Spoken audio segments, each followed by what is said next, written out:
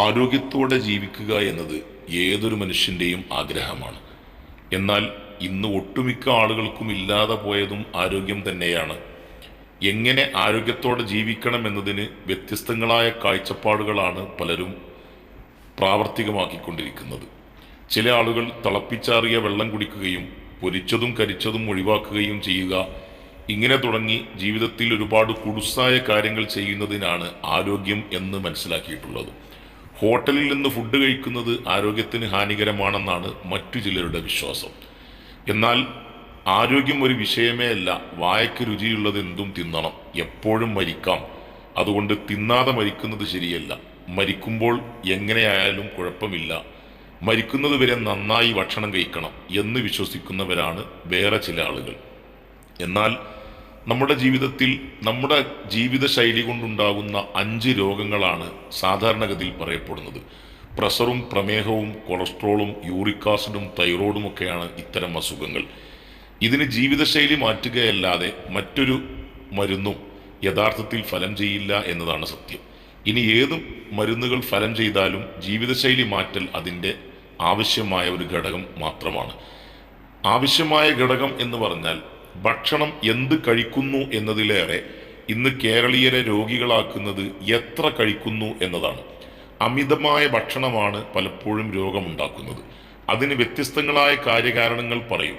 നന്നായി ഭക്ഷണം കഴിച്ചാലാണ് കൂടുതൽ ആരോഗ്യമുണ്ടാവുക എന്നാണ് നമ്മുടെ ഉമ്മമാർ നമുക്ക് പഠിപ്പിച്ചു തന്നിട്ടുള്ളത്. ഇതുതന്നെയാണ് പലപ്പോഴും അതിലെ കാരണക്കാരൻ.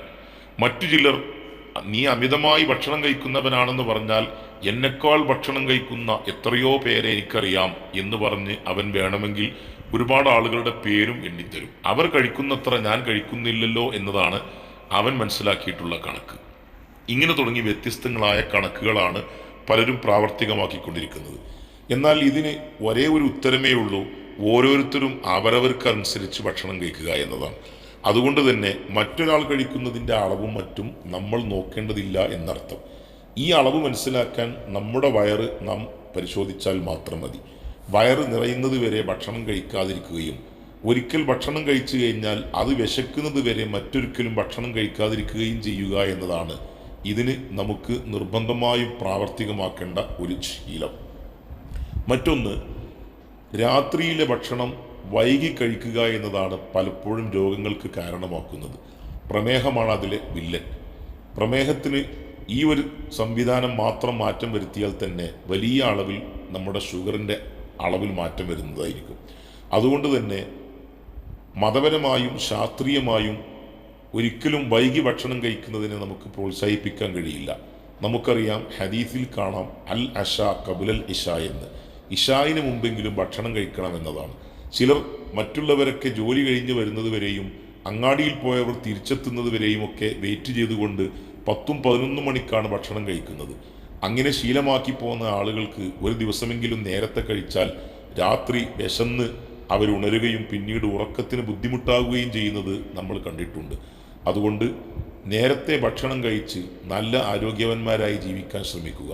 അല്ലാതെ കിലോമീറ്റർ കണക്കിന് ഓടുന്നതും ജിമ്മിന് പോകുന്നതും ഒന്നുമല്ല ആരോഗ്യത്തിൻ്റെ പ്രധാന ഘടകം.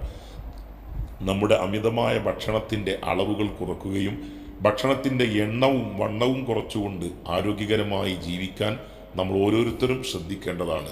മറ്റുള്ളവരിലേക്കായി ഷെയർ ചെയ്തു കൊടുക്കുക.